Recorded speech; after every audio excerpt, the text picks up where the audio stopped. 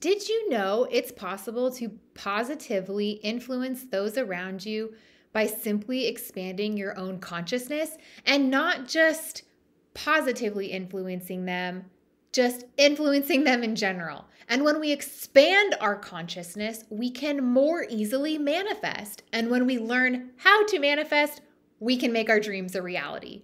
This is explained through morphic resonance. Morphic resonance, remember that.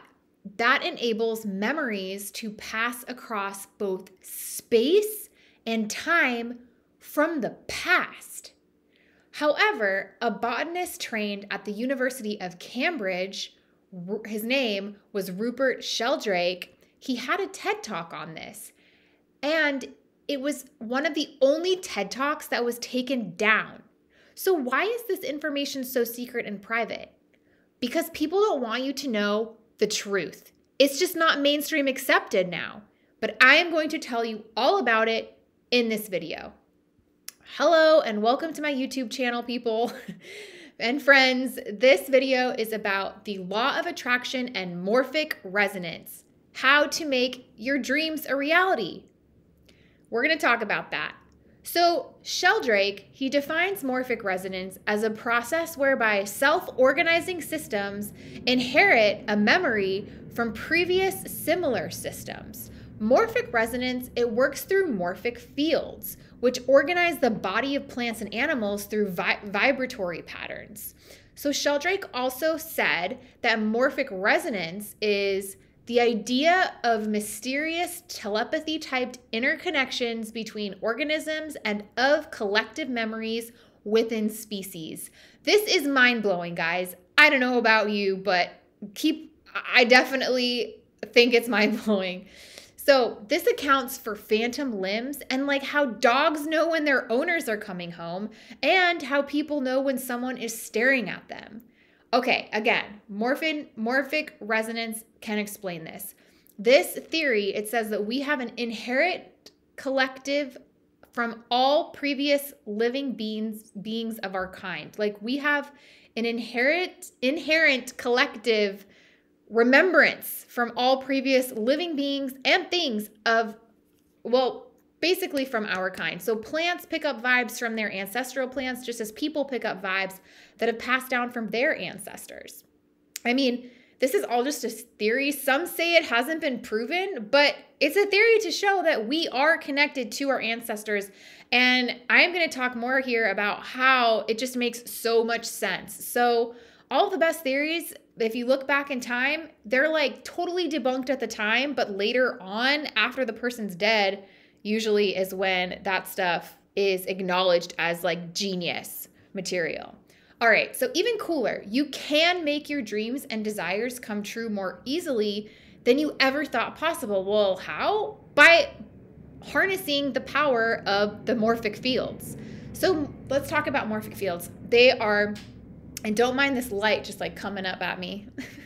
Morphic fields are subatomic energy patterns which connect everything on the planet together. That includes everything, including all living things, and yep, it also includes anything that you might desire.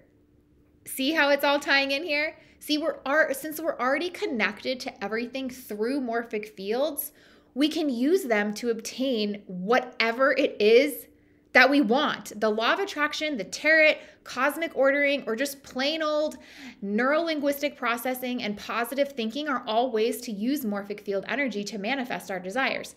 They all work to a degree, but they're not very efficient because they were all created in ignorance of the science that makes them possible. I beg to differ a little bit with that because I do agree with law of attraction working, but this is just like one step further, guys.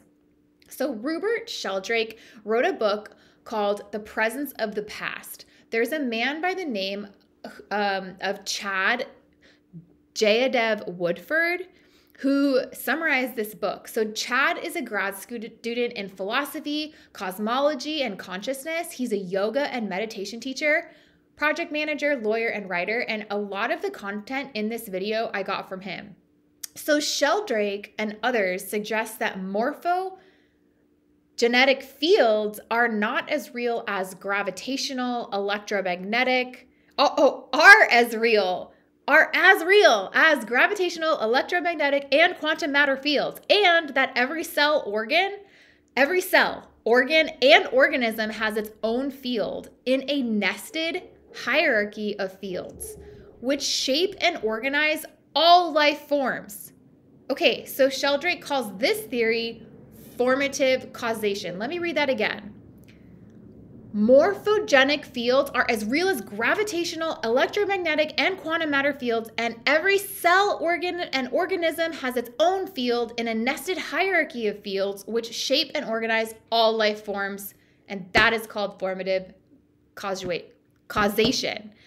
So morphic resonance takes place on the basis of similarity. So the more similar an organism is to previous organisms, the greater their influence on it by morphic resonance. And the more such, and the more such organisms there have been, the more powerful their cumulative influence. So thus we are all subject to morphic resonance from countless ancestors that came before. And this resonance shapes and stabilizes its morphogenetic fields. So this process by which the past becomes present within morphic fields is called morphic resonance. Morphic resonance, it involves the transmission of formative causal influences through both space and time. The memory within the morphic fields is cumulative, and that is why all sorts of things become increasingly habitual through repetition. Just like when you do stuff over and over again, it becomes habit, right? And then when the repetition has occurred on an astronomical scale over billions of years, just like it has in the case of many kinds of atoms, molecules, and crystals, the nature of these things have become so deeply habitual that it is effectively changeless or seemingly eternal. I mean, this is how evolution works, so no one can dispute that. So yes, just as Chad Woodford says, morphic fields are, in short, fields of evolutionary information. So all matter is simply a material manifestation of the broader morphic field. So a rose is a manifestation of the rose field, and a person a single manifestation of the human field. Woodford says that the thing that he loves about morphic resonance and formative causation is that its worldview is consistent with the yogic worldview, which I couldn't agree with more. They are two complementary approaches to understanding the world. So, morphic resonance is the mechanism and explanation of the tools all around us that currently already exist. Once we tap into the memories that have been passed across both space and time from the past, we are tapping into our consciousness further. And not only once we know who we are and where we came from, are we able to create change, but it's when we are divinely connected like this to ourselves and each other that we become more in alignment than we've ever been before. And thus, we can easily manifest. So that, my friends, is a little information about the law of attraction, morphic resonance, and how to make your dreams a reality. I'm going to be filling more information about this in the upcoming videos, so make sure to click the bell on my channel so you can stay notified of updates, and subscribe to this channel, comment with comments, like the video, please. I'm new on YouTube, and I appreciate your support. Thanks so much. Namaste.